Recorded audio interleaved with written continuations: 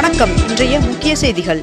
தமிழ்நாட்டில் petrol diesel தட்டுப்பாடு இல்லை என்று பெட்ரோல் பங்க் உரிமையாளர் சங்க தலைவர் முரளி அவர்கள் தெரிவித்துள்ளார். யுஏஇயிலிருந்து குஜராத் நோக்கி வந்து கொண்டிருந்த தாய்லாந்து நாட்டின் சரக்கு கப்பல் மீது ஈரான் தாக்குதல் நடத்தியதற்கு இந்திய வெளியுறவுத்துறை அமைச்சகம் கடும் கண்டனம் தெரிவித்துள்ளது. 22 கேரட் ஆபண தங்கத்தின் விலை சவரனுக்கு ₹1200 குறைந்து ஒரு சவரன் ₹1,19,760 ஒரு கிராம் ₹14,970 விற்பனை செய்யப்பட்டு வருகிறது. இதனைத் தொடர்ந்து ஒரு கிராம் வெள்ளியின் விலை கிராமிற்கு ₹10 குறைந்து ஒரு கிராம் வெள்ளி ₹290 விற்பனை செய்யப்பட்டு வருகிறது. வீட்டு உபயோக சிலிண்டர்களை வணிக ரீதியான தேவைகளுக்கு பயன்படுத்தக்கூடாது என்று தமிழக அரசு தெரிவித்துள்ளது. மேற்கு வங்க ஆளுநராக RN ரவி அவர்கள் இன்று பதவியேற்க உள்ளார் என்று தகவல் வெளியாகியுள்ளது. மதுரை கள்ளழகர் வைகையில் இறங்கும் விழா மே 1 நடைபெறும் என்று கோவில் நிர்வாகம் அறிவித்துள்ளது. தமிழகத்தில் புதிதாக 5 ரயில் சேவையை பிரதமர் நரேந்திர மோடி அவர்கள் நேற்று தொடங்கி வைத்தார். கேரளாவில் பிரதமர் நரேந்திர மோடி அவர்கள் 11,000 கோடி ரூபாய் மதிப்பிலான திட்டங்களுக்கு அடிக்கல் நாட்டினார். 2026ஆம் ஆண்டு IPL தொடரின் முதல் 20 நாட்களுக்கான போட்டி அட்டவணையை இன்று BCCI அறிவிக்க உள்ளது. சட்டமன்ற தேர்தலில் திமுக கூட்டணியில் மதிமுகவிற்கு 4 தொகுதிகள் ஒதுக்கீடு செய்யப்பட்டுள்ளதாக தெரிவிக்கப்பட்டுள்ளது. நேற்று திருச்சிக்கு வருகை தந்த பிரதமர் நரேந்திர மோடி அவர்கள் தமிழ்நாட்டில் 5,650 கோடி ரூபாய் மதிப்புடைய திட்டங்களுக்கு அடிக்கல் நாட்டினார். போர் பதற்றத்திற்கு மத்தியில் கத்தாரிலிருந்து பத்திரமாக 1000 இந்தியர்கள் நாடு திரும்பினர் என்று தகவல் வெளியாகியுள்ளது. திருச்சி மாவட்டம் பஞ்சப்பூரில் நடைபெற்ற தேசிய ஜனநாயக கூட்டணியின் பிரச்சார பொதுக்கூட்டத்தில் பிரதமர் நரேந்திர மோடி அவர்கள் நேற்று கலந்து கொண்டு உரையாற்றினார். வடசென்னையில் பெருநகர வளர்ச்சி குழுமம் சார்பில் 183 கோடி ரூபாய் கட்டிடங்களை முதலமைச்சர் மு க ஸ்டாலின் அவர்கள் திறந்து வைத்தார். சென்னையில் பிரீமியம் பேருந்து சேவையை சென்னை மாநகர போக்குவரத்து கழகம் அறிமுகம் செய்துள்ளது. சென்னை வால்டாக்ஸ் சாலையில் 18 கோடி ரூபாயில் கட்டப்பட்ட முதல்வர் திருமண மாளிகையை முதலமைச்சர் மு க ஸ்டாலின் அவர்கள் திறந்து வைத்தார்.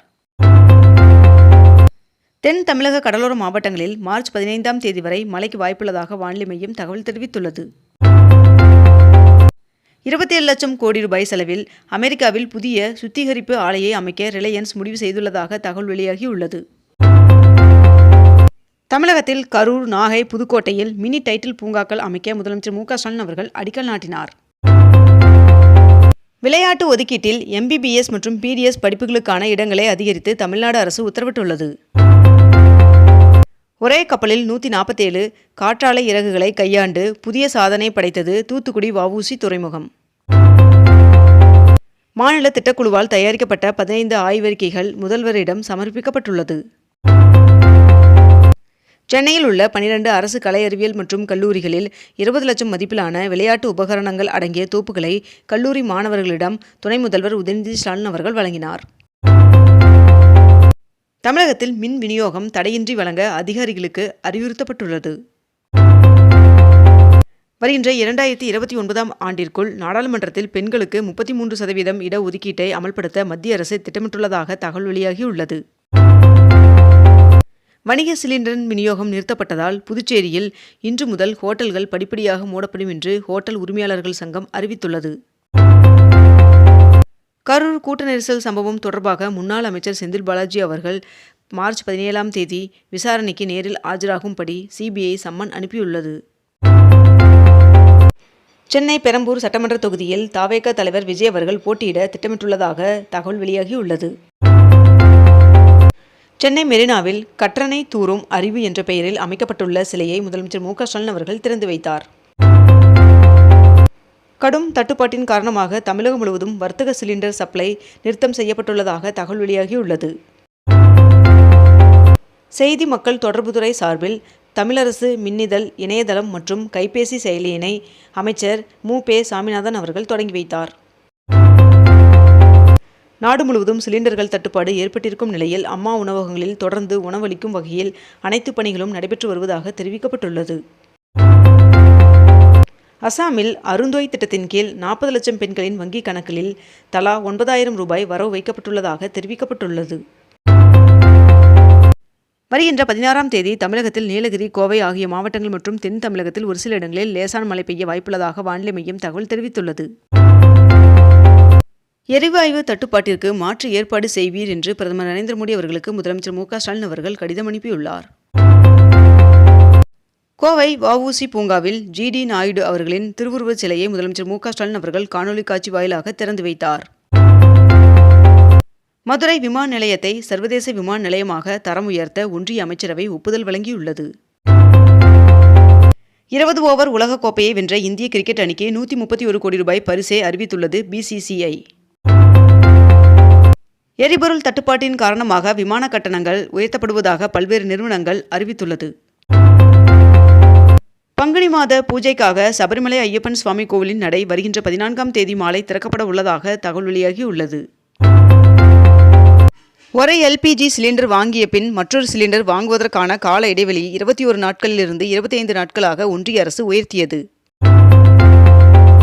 சிலிண்டருக்கு தட்டுப்பாடு ஏற்பட்டுள்ளதால் பெங்களூர் முழுவதும் உள்ள ஹோட்டல்கள் மறு அறிவிப்பு வரும் வரை மூடப்பட உள்ளதாக தெரிவிக்கப்பட்டுள்ளது. மாநிலங்களவை தேர்தலில் தமிழ்நாட்டிலிருந்து போட்டியிட்ட 6 வேட்பாளர்களும் போட்டியின்றி தேர்வாகினர்.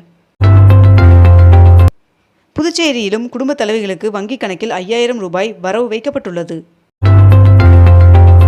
தமிழ்நாட்டில் வருகின்ற மார்ச் 12 மற்றும் 13 ஆகிய தேதிகளில் அதிகபட்ச வெப்பநிலை இயல்பை விட 2 டிகிரி செல்சியஸ் அதிகரிக்கும் என்று வானிலை ஆய்வு மையம் தகவல் தெரிவித்துள்ளது.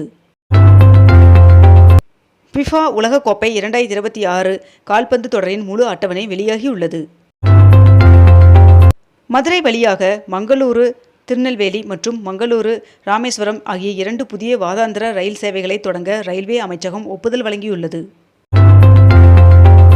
ஈரோடு மாவட்டம் கொடுமுடியில் கே.பி. சுந்தராம்பாள் அவர்களின் வெண்கல சிலையை முதலமைச்சர் மு க ஸ்டாலின் அவர்கள் காணொலி காட்சி மூலமாக திறந்து வைத்தார். 21 கோடி ரூபாயில் அமைக்கப்பட்ட முதல்வர் படைப்பகங்கள் மற்றும் பள்ளி கட்டிடங்களை துணை முதல்வர் உதயநிதி ஸ்டாலின் அவர்கள் திறந்து வைத்தார். டெல்லி மதுபான கொள்கை வழக்கில் முன்னாள் முதல்வர் அரவிந்த் கெஜ்ரிவால் உட்பட 23 பேரின் விடுதலையை எதிர்த்து சிபிஐ தாக்கல் செய்த மனுவை டெல்லி உயர்நீதிமன்றம் விசாரணைக்கு ஏற்றது. தொழிலாளர் நலன் மற்றும் திறன் மேம்பாட்டுத்துறை சார்பில் 4 கோடியே 39 லட்சம் ரூபாய் செலவில் தொழிலாளர்களுக்கு ஓய்வு இல்லங்களை அமைச்சர் சி.வி. கணேசன் அவர்கள் திறந்து வைத்தார். 10ஆம் வகுப்பு பொதுத் தேர்வு 11ஆம் தேதி தொடங்கி ஏப்ரல் 4ஆம் தேதி முடிவடைகின்றன. இத்தேர்வில் தமிழ்நாடு மற்றும் புதுச்சேரியைச் சேர்ந்த 9,09,000 மாணவர்கள் எழுத உள்ளனர் என்று தகவல் வெளியாகியுள்ளது. சட்டமன்ற தேர்தல் தொடர்பான பணிகளை மேற்கொள்ள துணை ஆட்சியர், துணை தாசில்தார், உதவியாளர் உட்பட 1249 கூடுதல் பணியிடங்களை தமிழக தேர்தல் அதிகாரி அர்ச்சனா பட்நாயக் அவர்கள் அறிவித்துள்ளார். இத்துடன் இன்றைய தலைப்புச் செய்திகள் நிறைவடைகின்றன. மேலும் இதுபோன்ற அண்மை தகவல்களை உடனுக்குடன் தெரிந்து கொள்ள அக்னிபூ சேனலை சப்ஸ்கிரைப் செய்து கொண்டு தொடர்ந்து இணைந்திருங்கள். நன்றி, வணக்கம்.